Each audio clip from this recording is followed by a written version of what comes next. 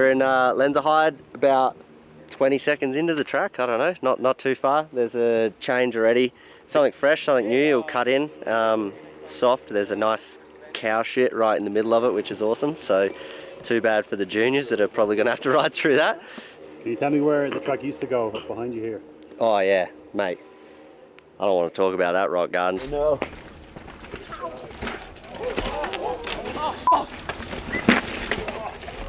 Quite happy that it's not in it, to be honest. It's just like, it got so eroded and so washed away that it was just dangerous.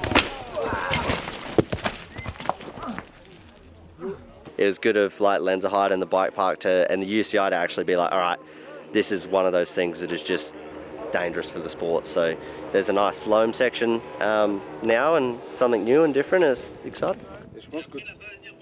Well, it's a digital track walk, you know, COVID-19 style, but pretty sad I'm missing out. It looks sunny out there and it looks nice, but yeah, the leg is not ready yet, I think.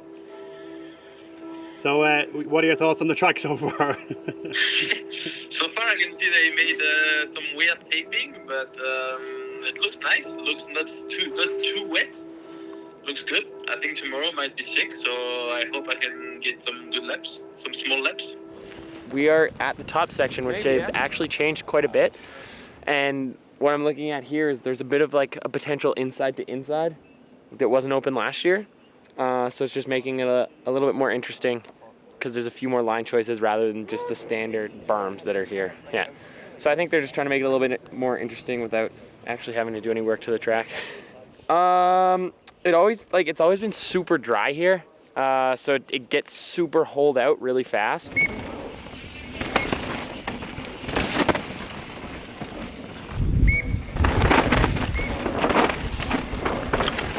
Looks like they've really swept all those rocks off. You can see just stacks of rocks everywhere. And the dirt looks perfect. Like, it rained last night and it hasn't been too hot, so I think the track conditions are pretty optimal. Yeah, hopefully it stays this way. We are just before the big step up, the inside option to step up. So it's one of the faster parts of the track, actually.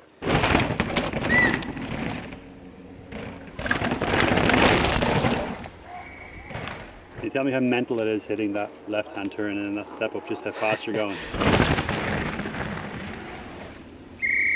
Yeah, it's one of those things you like. It's pretty wide, so I don't know. There's a lot of freedom to move, but you're coming in and you're like, your eyes are kind of shaking.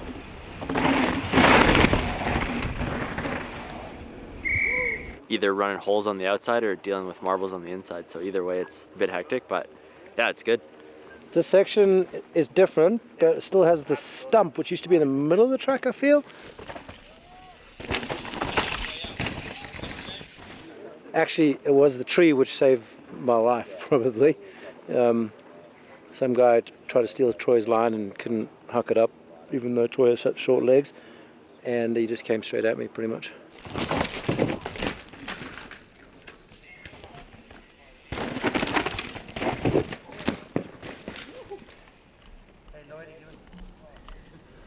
This was scrubbed to massive bar hump yank triple.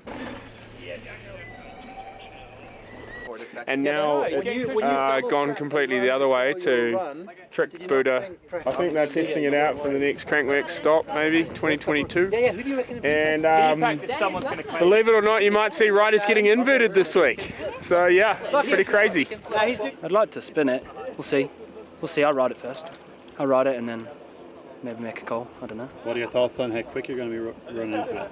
Oh, I think the speed will be good. You have to go slower to trick it, but racing should be fine. There's a right lip that's nice and mellow, so the left lip will just be fun. First time here, but it's kind of just like Morzine steeps. Like, I kind of just straight down, hold onto the bike and just don't brake.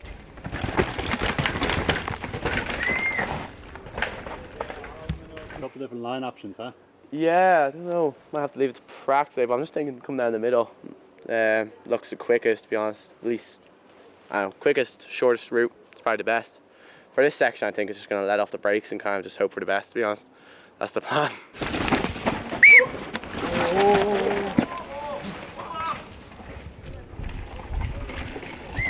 Yeah, pull it! this section is pretty steep. It looks way more rideable than last time because it's dry at the moment and it's also ridden in. So some routes are already out and you know where to go. So at the moment it looks prime and good. But let's see how the weather's gonna be. So. Yep.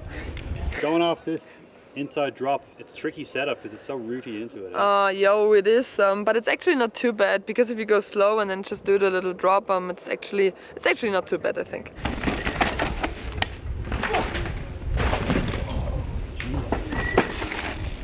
Yeah, it's full on the whole way, and it's quite steep the whole way down, so you're kind of hard on the brakes and you take quite a few hits on the way down. So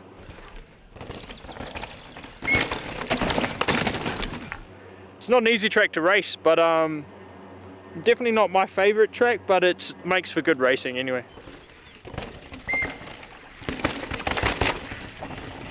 The track's going to be slippy, sketchy.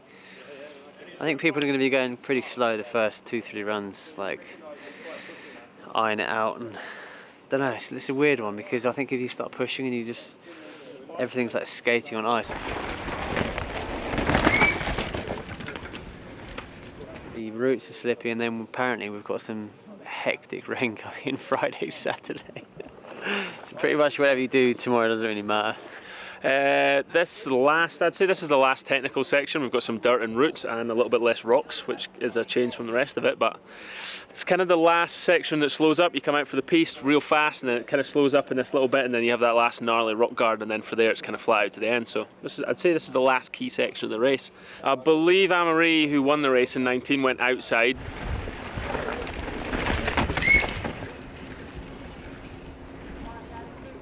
And Loic, who I think was on the podium maybe, or just off, went down the inside.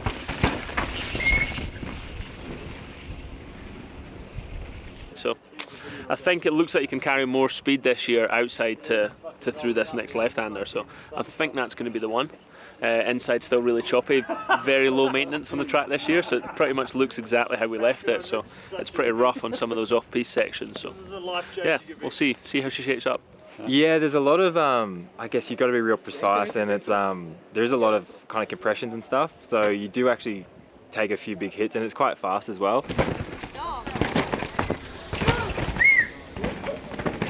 It's not like Val d'Isole where it's just constantly rough, but you do get a lot of big hits, and yeah, I think it's just a lot to think about, so you're kind of just constantly moving. There's a bit in the middle that you can kind of chill, but then if you're racing, you sprint it anyway, so yeah, it does take it out of you. It's quite quick, but it is a big sprint. Yeah, you're definitely going to probably ding a few wheels through here. It's like one of those things where there's not really a super smooth line. No matter what you do, you're going to probably like rim ding a little bit.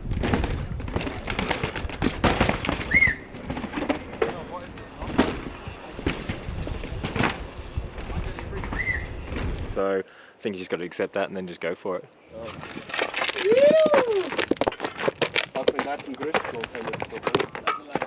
That's a sick line.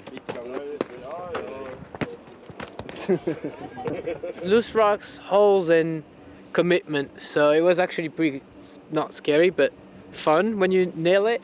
And that rock gut was sick. Like you just jump and then wah! A very similar track layout to what we've raced in the past.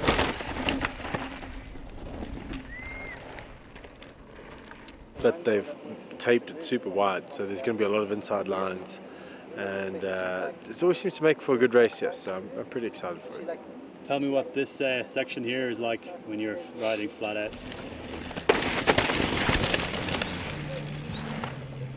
So this section's, yeah, that's going to be the toughest jump because you're quite fatigued, and it's right at the end of the track and you miss the landing by miles and you're hard onto the brakes for that right hand corner, so that's a pretty key section of track and hard to get right in the race because you're obviously pushing really hard.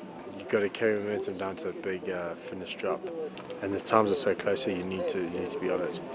Are you looking forward to practice? Yeah, I'm excited to get back on the bike. Got a new bike coming, so Dave and the guys at Santa Cruz put a hell of a design together, so no, it's super cool.